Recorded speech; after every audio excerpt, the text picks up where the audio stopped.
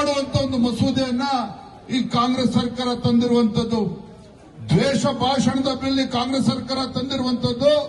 ಪ್ರಜಾಪ್ರಭುತ್ವ ಅಷ್ಟೇ ಅಲ್ಲ, ಬಾಬಾ ಸಾಹೇಬ್ ಅಂಬೇಡ್ಕರ್ ಅವರ ಸಂವಿಧಾನ ವಿರೋಧಿ ನಡೆಯನ್ನ ಇವತ್ತು ಕಾಂಗ್ರೆಸ್ ಸರ್ಕಾರ ಅನುಸರಿಸ್ತಾ ಇರ್ತಕ್ಕಂಥದ್ದನ್ನ ರಾಜ್ಯದಲ್ಲಿ ಇವತ್ತು ಜನ ಮಾತನಾಡ್ತಾ ಇದ್ದಾರೆ.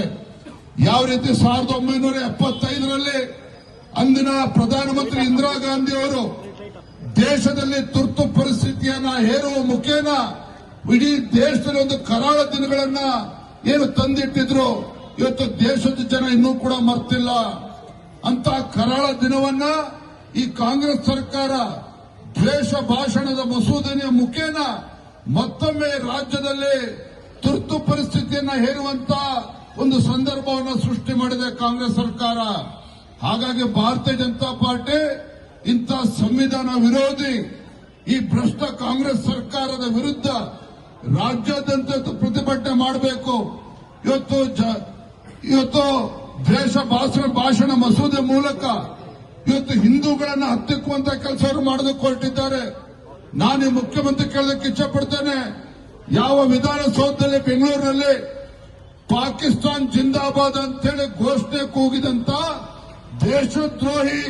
ದೇಶದ್ರೋಹಿಗಳ ವಿರುದ್ಧ ಈ ಸಿದ್ದರಾಮಯ್ಯ ಸರ್ಕಾರ ಏನೂ ಕೂಡ ಮಾಡೋದಕ್ಕೆ ಸಾಧ್ಯ ಆಗಲಿಲ್ಲ. ಪಾಕಿಸ್ತಾನ್ ಜಿಂದಾಬಾದ್ ಅಂತೇಳಿ ಘೋಷಣೆ ಕೂಗಿದಂತ ದೇಶ ವಿರೋಧಿಗಳಿಗೂ ಕೂಡ ಇವರು ಸಹಿಸಿಕೊಳ್ತಾ ಇದ್ದಾರೆ ಕಾಂಗ್ರೆಸ್ ಸರ್ಕಾರ. ಇವತ್ತು ಕರ್ನಾಟಕದಲ್ಲಿ ಭಾರತ್ ಮಾತಾ ಕಿ ಜೈ ಅಂತ ಹೇಳಿದ್ರೆ ಅವರ ವಿರುದ್ಧ ಎಫ್ಐಆರ್ ಅನ್ನು ದಾಖಲು ಮಾಡತಕ್ಕಂಥ ಕೆಲಸ ಇವತ್ತು ಕಾಂಗ್ರೆಸ್ ಸರ್ಕಾರ ಮಾಡ್ತಾ ಇದೆ.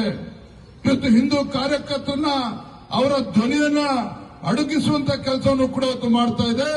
ಹಿಂದೂಗಳಿಗೆ ಅಪಮಾನ ಮಾಡುವಂತ ಕೆಲಸವನ್ನು ಕೂಡ ಇವತ್ತು ಕಾಂಗ್ರೆಸ್ ಸರ್ಕಾರ ಮಾಡ್ತಾ ಇದೆ. ಇದೇ ಸಿದ್ದರಾಮಯ್ಯನವರು ಮುಖ್ಯಮಂತ್ರಿಗಳು ಹೇಳಿದ್ರು. ಏನ್ ಹೇಳಿದ್ರು ಸಿದ್ದರಾಮಯ್ಯನವರು? ಹಿಂದೂಗಳು ಹಿಂಸೆಯನ್ನ ಮಾಡ್ತಾರೆ ಅಂತೇಳಿ, ಹಿಂದೂಗಳು ಹಿಂಸೆ ಪರವಾಗಿದ್ದಾರೆ ಅನ್ನುವ ದಾಟಿನಲ್ಲಿ ಸಿದ್ದರಾಮಯ್ಯನವರು ಮುಖ್ಯಮಂತ್ರಿಗಳು ಮಾತನಾಡ್ತಾರೆ ಅಂತ ಹೇಳಿದ್ರೆ ಈ ರಾಜ್ಯದ ಮುಖ್ಯಮಂತ್ರಿಗಳಿಗೆ, ಕಾಂಗ್ರೆಸ್ ಸರ್ಕಾರಕ್ಕೆ ಈ ರಾಜ್ಯದ ಹಿಂದೂಗಳ ಬಗ್ಗೆ ಎಷ್ಟು ಇವತ್ತು ಅಸಡ್ಡೆ ಇದೆ, ಎಷ್ಟು ಕೋಪ ಇದೆ ಅನ್ನೋದು ನಿಮಗೆ ಕೂಡ ಗೊತ್ತಾಗ್ತದೆ. ಹಾಗಾಗಿ ಇಂಥ ನಾಲಾಯಕ ಕಾಂಗ್ರೆಸ್ ಸರ್ಕಾರ ಇವತ್ತು ರಾಜ್ಯದ ಮುಖ್ಯಮಂತ್ರಿ ಕೇಳೋಕೆ ಇಚ್ಛೆ ಮಾಡ್ತೇನೆ.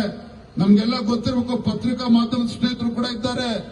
ಇಂಥ ಬಡವರ ವಿರೋಧಿ ಕಾಂಗ್ರೆಸ್ ಸರ್ಕಾರ ಏನಿದೆ, ಇವರ ಸರ್ಕಾರ ಬಂಡವಾಳ ಬಯಲು ಮಾಡಿದ್ರೆ ನಾಳೆ ದಿನ ನೀವು ಪತ್ರಿಕೆನಲ್ಲಿ ನಾಲಾಯಕ ಕಾಂಗ್ರೆಸ್ ಸರ್ಕಾರ ಅಂತ ಬರೆದ್ರೆ ಅದನ್ನು ಕೂಡ ದ್ವೇಷ ಭಾಷಣ ಅಂತ ಹೇಳಿ ಇವತ್ತು ಎಫ್ಐಆರ್ ಅನ್ನು ರಿಜಿಸ್ಟರ್ ಮಾಡಿ ನಿಮ್ಮ ಧ್ವನಿಯನ್ನು ಹತ್ತಿಕ್ಕುವಂತ ಕೆಲಸ ಕಾಂಗ್ರೆಸ್ ಸರ್ಕಾರ ಮಾಡೋದಕ್ಕೆ